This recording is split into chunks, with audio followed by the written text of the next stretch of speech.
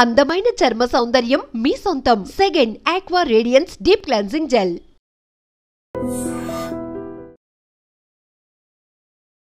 Welcome to iDream media. So ఈ మధ్యకాలంలో చాలామంది కంప్లైంట్ చేస్తున్న విషయం ఏంటంటే అలసటగా ఉంటుంది, నీరసం కూడా అని. సో ఎందుకు ఈ సమస్య, మరి జాగ్రత్తలు ఏంటి, వెజిటబుల్ థెరపీతో దీన్ని ఎలా చెక్ పెట్టవచ్చు, వివరాలు తెలుసుకుందాం. మనతో పాటు ఉన్నారు ప్రముఖ vegetable therapist and sun spiritual society founder Vikramaditya Guruji గారు. గురుగారు నమస్కారం అండి. సూర్యోస్మితలి గురూజీ, జనరల్గానే అలసటగా ఉంది, నీరసంగా ఉందని చెప్తూ ఉంటారు. ఎప్పుడు చాలా టైర్డ్ అయినా, నిద్ర లేకపోయినా ఇలాగా.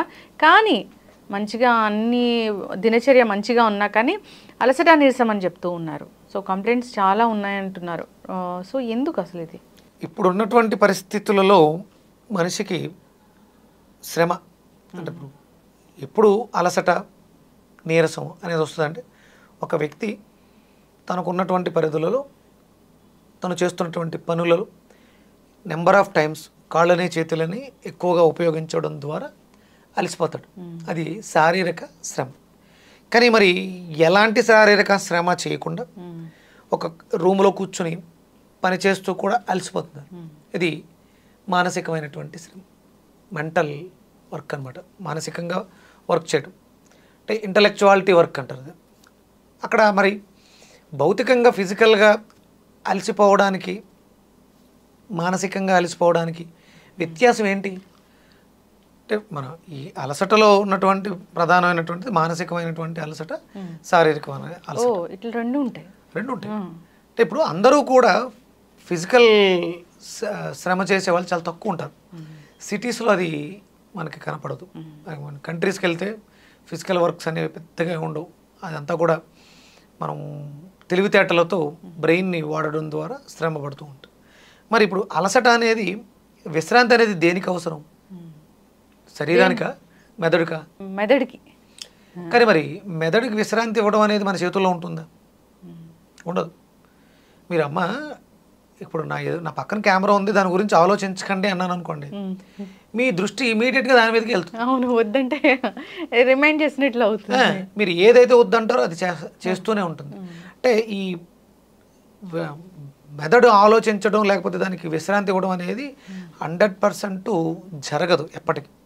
మీరు ఫిజికల్గా పని చేయకుండా విశ్రాంతి తీసుకోండి అంటే కూడా పడుకోగలుగుతారు, విశ్రాంతి తీసుకోగలుగుతారు, కూర్చోగలుగుతారు. కానీ అప్పుడు కూడా అలసిపోతూ ఉంటారు. మరి దీనికి ఇప్పుడు మీరు అలసట అనేది ఇప్పుడు శరీరానికి మెదడుగా అంటే మీకు అర్థమైంది, ఇది మెదడుకు సంబంధించినటువంటి సమస్య.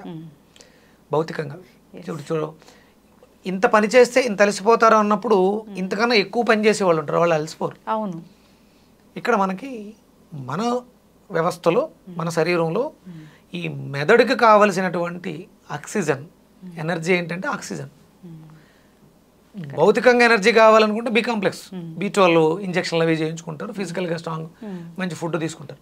ఇక్కడ మనకి ఈ మెదడుకి కావలసినటువంటి పోషకాలు ఇవ్వగలగాలి. అది మనకి ప్రధానంగా ప్రాణాయామంలో ఆక్సిజన్లో లభిస్తూ ఉంటుంది. మంచి చెట్ల కింద, ఇప్పుడు వ్యవసాయం చేసేవాళ్ళు రైతులు ఉంటారు, పొద్దుట దిగుతారు, చేస్తూనే ఉంటారు. వాళ్ళ దగ్గర అలసిపోరే. మధ్యాహ్నం భోజనం చేసిన తర్వాత ఒక అరగంట అలా చెట్టు కింద వచ్చిన తుండేసుకుని పడుకుని విశ్రాంతి అయిపోయింది. మళ్ళీ సాయంత్రం వరకు ఫుల్ రీఛార్జ్. ఎవరైతే తక్కువ సమయంలో డీప్గా నిద్ర అనేటువంటి స్థితికి వెళ్ళిపోతారు, అది మన భాషలో మనం చెప్పుకోవాలంటే మెడిటేషన్, స్టిల్నెస్కి వెళ్ళిపోతారు, వాళ్ళు 1 అవర్ తీసుకున్న రెస్ట్ 8 అవర్స్ వరకు ఉపయోగపడుతూ ఉంటుంది. ఇది ఫిజికల్గా. ఇక మానసికంగా ఎప్పుడూ కూడా ప్రతిదాన్ని టాక్సిన్స్, వ్యర్థాలను తీసుకోకుండా అవసరానికి తీసుకుని వదిలేస్తూ ఉండాలి. అప్పుడు ఈ వెయిట్ పెరగకుండా, శ్రమ పడకుండా మిషన్ చాలా ఈజీగా వర్క్ చేస్తూ ఉంటుంది. ఖచ్చితంగా గురూజీ. చాలామంది శారీరక శ్రమ చేసిన, మీరు అన్నట్లు రైతులు కావచ్చు, బయట వర్క్ చేసే వాళ్ళు కావచ్చు, ఫిజికల్గా ఎంత కష్టపడినా కానీ అలసిపోరు. ఏ పని లేకపోయినా, ఇంట్లో ఎక్కువ కష్టపడకపోయినా అలసిపోతారు. మాటికి అలసట, నీరసం, చిరాకు, కోపం ఇలా కూడా ఉంటాయి చాలా మందిలో. దానికి కారణం మీరు అన్నట్లుగా నిజంగానే ఇది మనసుకు సంబంధించింది. అలాగే ఎన్విరాన్మెంట్, మన చుట్టూ ఉన్నటువంటి ఎన్విరాన్మెంట్లో మనం వాడుతున్నటువంటి గార్బేజ్ ఏదైతే ఉన్నాయో మనం పెట్టేస్తూ ఉంటాం, అవును. బాగుంది అది ఇది అని చెప్పేసి, ఇవి కూడా మన మెదడు మీద ప్రభావాన్ని చూపిస్తుంటాయి. ఇంట్లో పెట్టే వస్తువులు. ఇప్పుడు నేను మీతో మాట్లాడుతున్నాను, నాకు లెఫ్ట్ సైడ్ నా ఐకి ఒక గ్రీన్ మొక్క కనిపిస్తుంది, మీ పక్కన కొంచెం కెమెరా ఉంది, ఇటు సైడ్ ఇప్పుడు డోరు గాలేసి అటు ఇటు ఊగింది, ఆయన రాజుగారు కూర్చొని ఏదో చేస్తున్నారు, ఇదంటే 360 డిగ్రీస్లో ఇవన్నీ చూసేస్తూ ఉంటుంది. మీకు విశ్రాంతి కావాలి అన్నప్పుడు చాలామంది అలసిపోయాను రెస్ట్ తీసుకుంటానని సెల్ ఫోన్ చేత్తో పట్టుకుంటాను. అవును. విశ్రాంతి దేనికి వచ్చింది? బాడీకి వచ్చింది, మైండ్కి రాలేదు.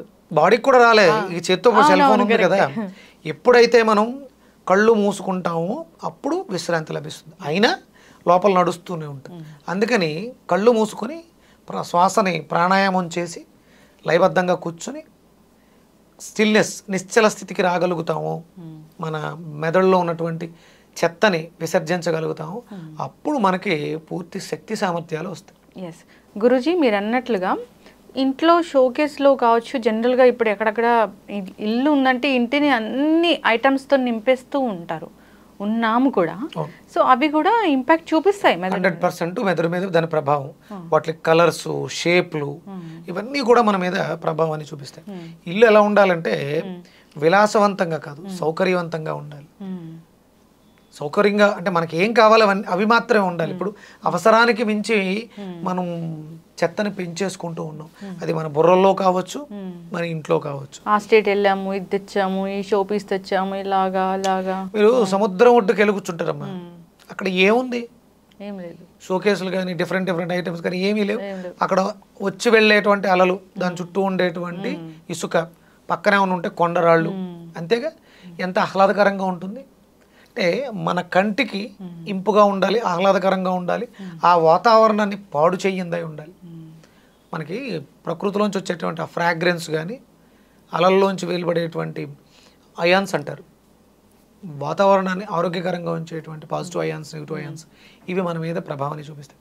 స్వచ్ఛమైనటువంటి గాలి ఉండే విధంగా కంటికి ఇంపుగా ఉండేటువంటి న్యాచురల్ రంగులు కానీ ఇవన్నీ కూడా మన మీద, మన మెదడు మీద ప్రభావాన్ని చూపించి మనకు ఆ ప్రశాంతతని తీసుకొస్తాయి. దీనికి ప్రధానంగా అంటే ఇది ఒక భాగం అయితే, మనం తీసుకుంటున్నటువంటి ఆహారాల్లో సత్వ, తమో, రజోగుణ ప్రధానం. మనం ఇప్పుడు అందరం కూడా రజోగుణ ప్రధానమైనటువంటి ఆహారాలు అధికంగా తీసుకుంటాం. దీనివల్ల మన మెదడు మన కంట్రోల్లో ఉండదు. అందుకని సత్వగుణ ప్రధానమైనటువంటి ఆహారాన్ని ఎక్కువగా భుజించడం వల్ల మనకు అవి రా వెజిటబుల్స్లోను, ఫ్రూట్స్లోను అధికంగా ఉంటుంది. వీలైతే తినగలిగితే పచ్చివి కొరుక్కుని నమిలి తినడం ఒకటి, కుదరదు అనుకున్నప్పుడు జ్యూస్ ఫామ్లో చేసుకుని నెమ్మదిగా తింటున్నట్టుగా.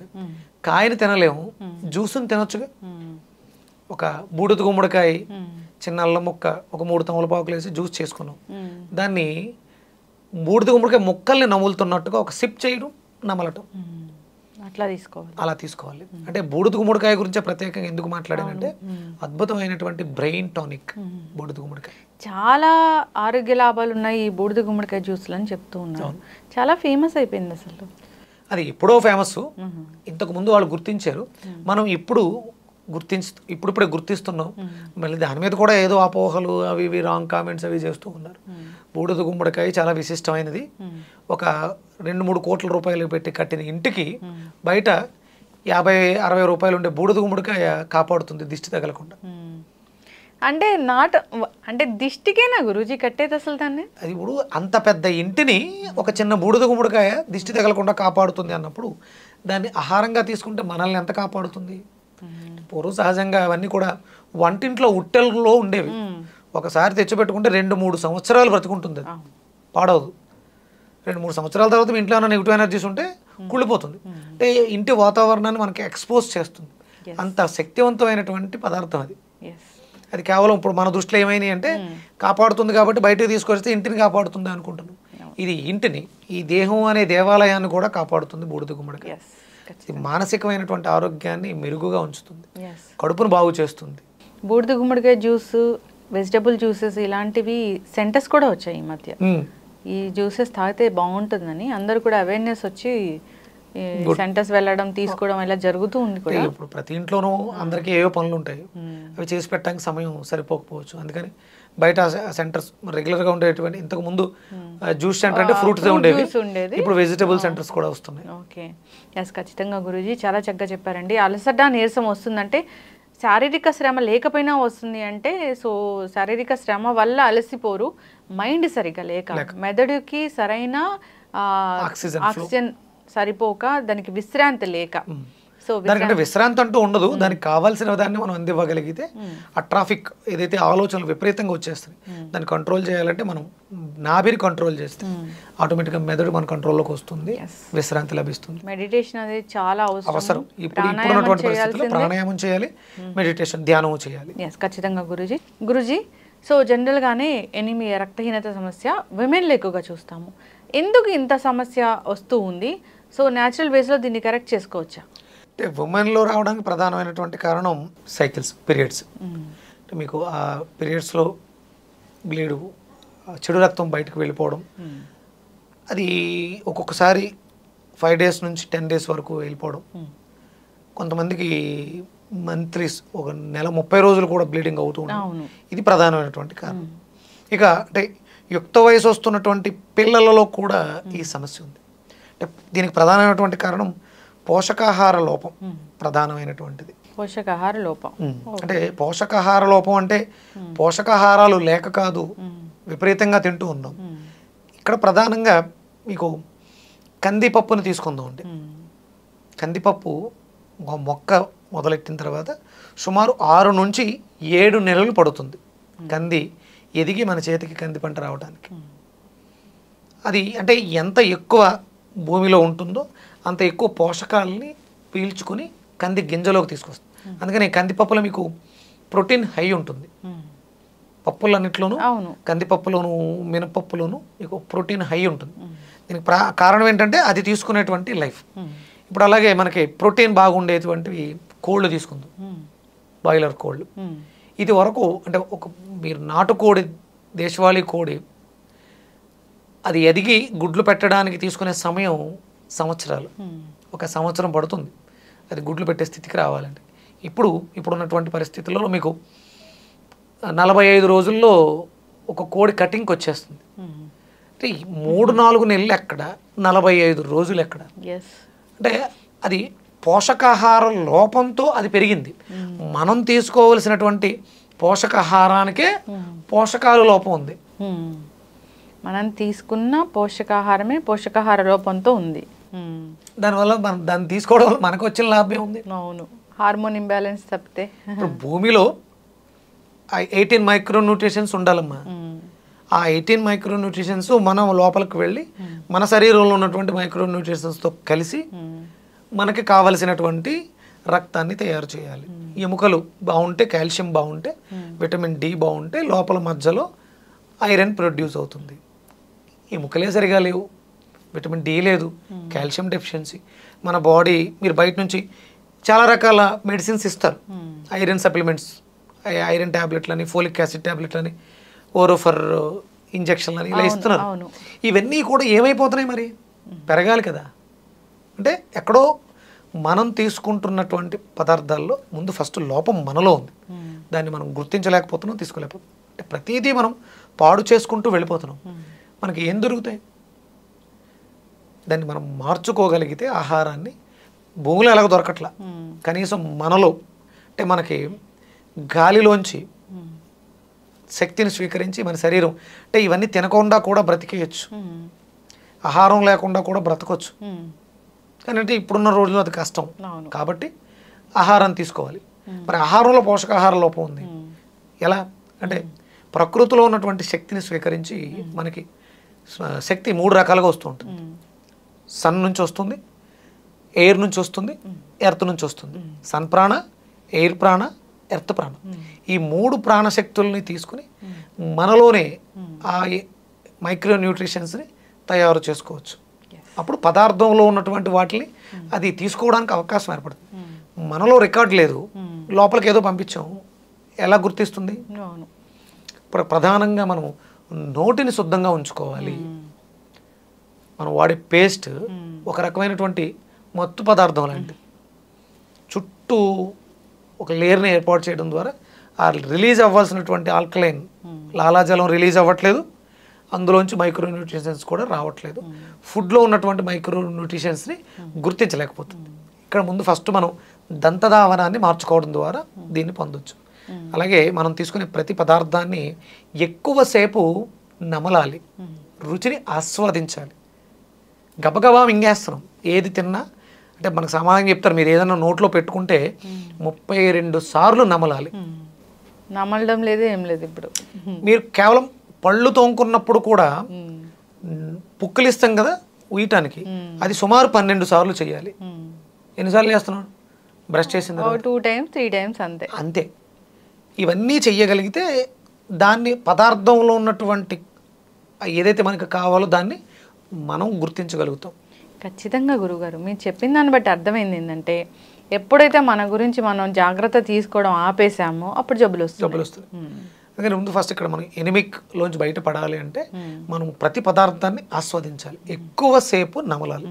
ఇందులో ప్రధానంగా భోజనాలు చేసే సమయంలో, టిఫిన్లు చేసే సమయంలో మన ఎదురుగుండా ఉన్నటువంటి ఒక స్క్రీన్ మనల్ని నమలనివ్వట్లేదు. ఏంటది? టీవీ. తినేటప్పుడు టీవీ చూడొద్దు, తినేటప్పుడు సెల్ ఫోన్ చూడొద్దు. తినడం కోసమే కదా ఇంత శ్రమ పడుతున్నాం. ఆ తిండిని ఆస్వాదించలేకుండా ఫోన్లు మాట్లాడుతాను, పక్క వాళ్ళతో మాట్లాడుతాను, టీవీ చూస్తాను. ఎందుకు? ఇవన్నీ పక్కన పెట్టి అన్నం పరబ్రహ్మ స్వరూపంగా ఎవరైతే తృప్తిగా నమిలి నమిలి నమిలి భోజనం చేస్తారో వాళ్ళకి ఏ అనారోగ్యమూ రాదు. ప్రధానంగా మనకు వచ్చే ప్రతి అనారోగ్య సమస్యకి quality of blood, quantity of blood, purity of blood, రక్తం శుద్ధిగా లేకపోవడం, సరిపడగా లేకపోవడం, దానికి ఉండాల్సినటువంటి విటమిన్స్ మినరల్స్ లేకపోవడం, ఇది ప్రధానమైనటువంటి. ఇది రావాలంటే మీరు ఆహారాన్ని నోటిలోనే, లోపలికి వెళ్ళిన తర్వాత డస్ట్బిన్ అది ఏమీ పనిచేయదు, బాగా నమలాలి, నమిలి నమిలి తినాలి. మీరు చిన్నపిల్లల్ని ఎప్పుడన్నా గమనించారో లేదో, ఒక ముద్ద పెడితే వాళ్ళు బొగ్గను పెట్టుకుంటారు, తినరు. మీరు కొడతారు, త్వరగా తిను త్వరగా తిను, మింగు మింగు అని. వాడికి తెలుసు అన్నం ఎలా తినాలో. ఎదిగే కొద్దీ మనం పెట్టే కంగారుతో వాడు దాన్ని మర్చిపోతున్నాడు. నోట్లోనే ఎక్కువసేపు దాన్ని బాగా మెత్తగా జీర్ణం అయిపోయేలా నవలాలి. అప్పుడు అందులోని ఎంజైమ్స్ అన్నింటినీ నోరే తీసుకుని ఆ ఆర్గాన్స్కి పంపిస్తూ ఉంటుంది, అవి యాక్టివ్ చేస్తూ. ఆ రోజు మళ్ళీ రాగలిగిన రోజు ఏదీ సమస్య కాదు. ఇక మీకు బాడీలో ఐరన్ పెరగాలి, హిమోగ్లోబిన్ పెరగాలి. ఇనప వస్తువులు ఎప్పుడన్నా విన్నారా? ఐరన్ బాండీలు విన్నారా? విన్నాము. పూర్వం మన ఇళ్లలో అన్ని మ్యాక్సిమం ఐరన్కి సంబంధించినవి ఎక్కువ ఉండేవి. ఇనప మూకళ్ళు, అంటే వాటిల్లో పదార్థాలు వండుకోవడం ద్వారా దానికి ఐరన్ యాడ్ అవుతూ ఉంటుంది. అలాగే మనకి నువ్వుల నూనెలో కూడా ఐరన్ ఉంటుంది. ఈ పాత్రలో ఉండడం ఇంకొంచెం యాడ్ అవుతూ ఉంటుంది. అంటే ఏ పాత్రలో వాడతామో ఆ పాత్ర యొక్క గుణం కూడా దాంట్లో ప్రవేశిస్తుంది. అంతే కదా గురువు గారు, అల్యూమినియం వాడుతున్నారు, క్యాన్సర్ వస్తున్నారు.